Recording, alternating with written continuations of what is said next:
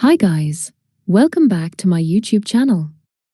In today's video, I'll show you how to create images for the most trending AI vegetable videos. For this, I'm using only two tools. The first tool is ChatGPT. I use ChatGPT for story writing, prompt writing, scene descriptions, and background movement ideas.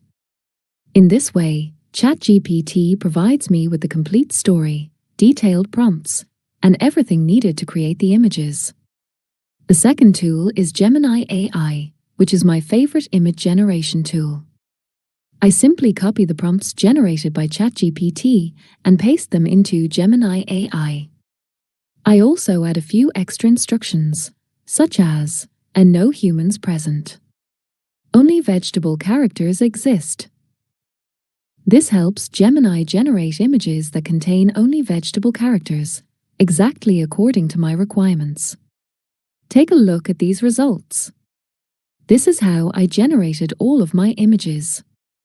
The image quality is absolutely amazing, and the characters look very realistic and engaging.